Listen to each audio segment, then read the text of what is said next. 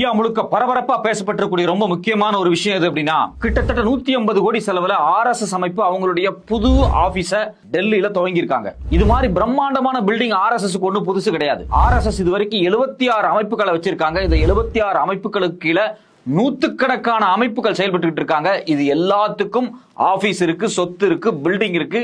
இதனுடைய ஒட்டுமொத்த மதிப்பை நீங்க எடுத்து பாத்தீங்கன்னா பல்லாயிரம் கோடி வரும். இந்தியாவுல பதிவு செய்யப்படாத ஒரு அமைப்பு, இந்தியாவில் தொடர்ச்சியா 3 தடவை தடை செய்யப்பட்ட ஒரு அமைப்பு, இந்தியாவில் நடந்த பல கலவரங்களுக்கு மூளையா செயல்பட்ட ஒரு அமைப்பு, காந்தியினுடைய கொலைக்கு மூளையா செயல்பட்ட ஒரு அமைப்புக்கு இந்தியா முழுக்க இவ்வளவு சொத்துக்களா?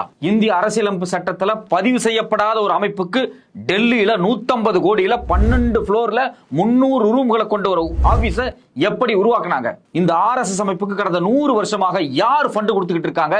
இந்த RSS அமைப்பினுடைய 76 கட்டமைப்புகள் என்ன? இதுக்கு கீழே செயல்பட்டு இருக்கக்கூடிய 736 NGO அமைப்புகள் என்னென்ன? அவங்க என்னென்ன வேலை செஞ்சுட்டு இருக்காங்க?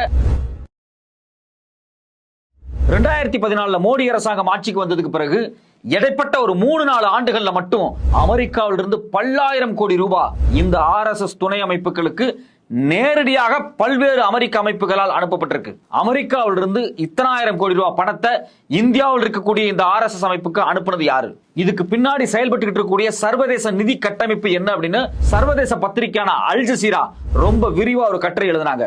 அது மட்டும் அல்லாம நேஷனல் ஹெரால்ட் அப்படிங்கக்கூடிய பத்திரிகை ஒட்டுமொத்தமாக இந்த பணங்கள் எங்க இருந்து வருதுங்கிற ஆதாரத்தை வெளியிட்டாங்க. அது மட்டும் இல்லாம இந்த RSSக்கும் இந்த RSS துணை அமைப்புகளுக்கும் சர்வதேச லெவல்ல என்னென்ன அமைப்புகள் செயல்படுது, அங்க எவ்வளவு ஆயிரம் கோடிகள் பணம் திரட்டப்பட்டிருக்கு, கடந்த 10 ஆண்டுகளில் எவ்வளவு பணம் வந்திருக்கு அப்படின்னு 93 பக்கம் கொண்ட ஒரு மிக முக்கியமான ஒரு அறிக்கை கசிஞ்சு வெளியே வந்திருக்கு. இந்த அறிக்கையை படிச்சு பார்க்கும்போது நமக்கு ரொம்ப அதிர்ச்சியா இருக்கு.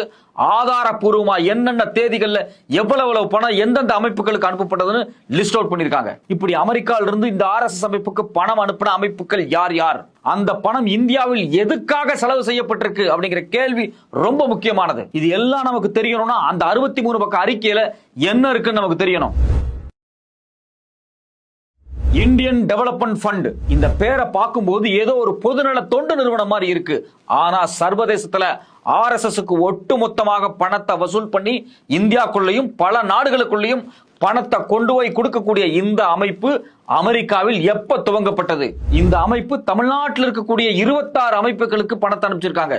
இது தமிழ்நாட்டுக்கு மட்டும் வரல, இந்தியாவில் கிட்டத்தட்ட 70-80 அமைப்புகளுக்கு இந்த இந்தியன் டெவலப்மெண்ட் ரிலீஃப் ஃபண்ட் அப்படிங்கக்கூடிய அமைப்பு அமெரிக்காவிலிருந்து நிதிகளை கொட்டி குவிச்சிருக்காங்க.